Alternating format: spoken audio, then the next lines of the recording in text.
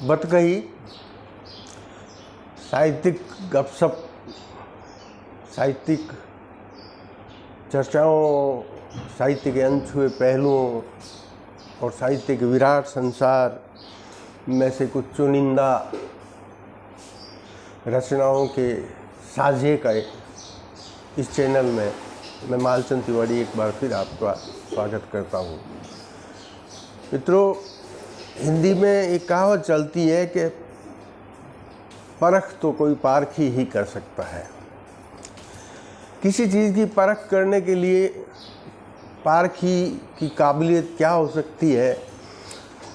हम आज के ज़माने में तो बहुत सी चीज़ों के परख करने वालों को सरकार द्वारा दिए हुए प्रमाण पत्रों पर निर्भर करते हैं। सोने की परख करने वाला भी बाकायदा सर्टिफिकेट रखता है, भवनों की परख करने वाला, उनकी कीमत की परख करने वाला भी कोई इंजीनियर होता है।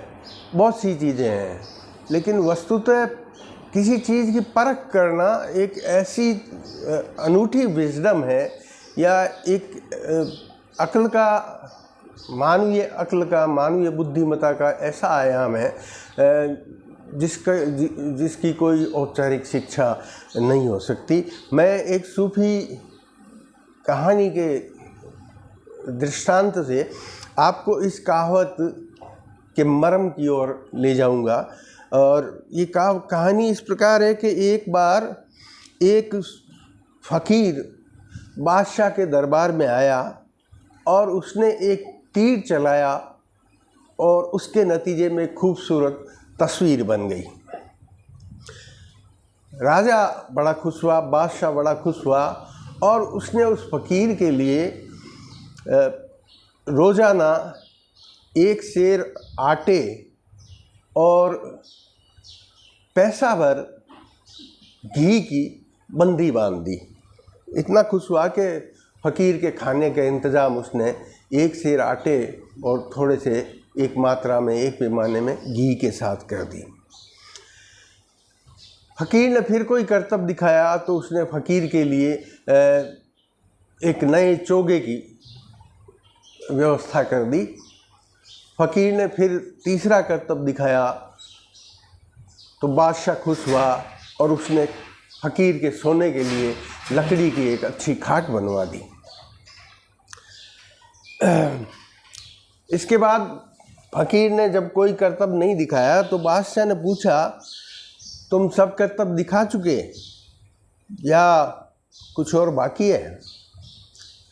इस बार फ़कीर बोला, हुजूर एक हुनर बाकी है। वह यह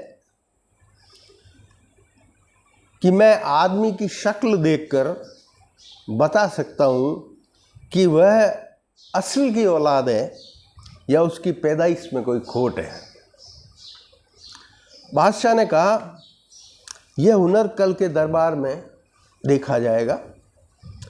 रातों रात सारे दरबारी फ़कीर से जा मिले और तोहफे देकर बोले, हमारी पैदाइश में खोट न बता देना भैया। लेकिन बादशाह फ़कीर से नहीं मिला। दूसरे दिन दरबार लगा।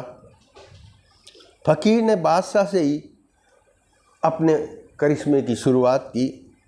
उसने कहा, बादशाह हुजूर, आप तो भटियारे की औलाद हैं। बादशाह को बड़ा गुस्सा आया, मगर कौल से मजबूर था, कुछ कर न सका। फ़कीर ने कहा, हुजूर अपनी अम्मी जान से पूछ फरमाए। बादशाह ने जाकर अपनी माँ से पूछा। उसने फ़कीर की बात को सच बताया। उसने अपनी जवानी का एक वाक़या अपने बादशाह बेटे को कह सुनाया। बादशाह फ़कीर को एकांत में बुलाता है और पूछता है कि उसे इस बात का पता कैसे चला। फ़कीर ने कहा, मुझे इस बात का पता हुजूर आप द्वारा मुझे दिए गए इनाम से चला। एक बादशाह होकर आपकी सोच का दायरा किसी भटियारे की सोच से आगे न बढ़ सका। और यह सुनकर बादशाह की गर्दन शर्म से झुक गई। और इस तरह से एक पारखी ने परख की। वह किसी व्यक्तिगत इतिहास को नहीं जानता था, लेकिन बादशाह के व्यवहार से उसने परख की कि इसके पीछे क्या हो सकता है। तो ये थी एक कहावत और उसके पीछे की एक कथा, और ये कथा भी सूफी कथाओं से ताल्लुक़ रखती है। आशा करता हूँ ये वीडियो आपको पसंद आया होगा। अपने दोस्तों के साथ शेयर ज़रूर कीजिए। शुक्रिया।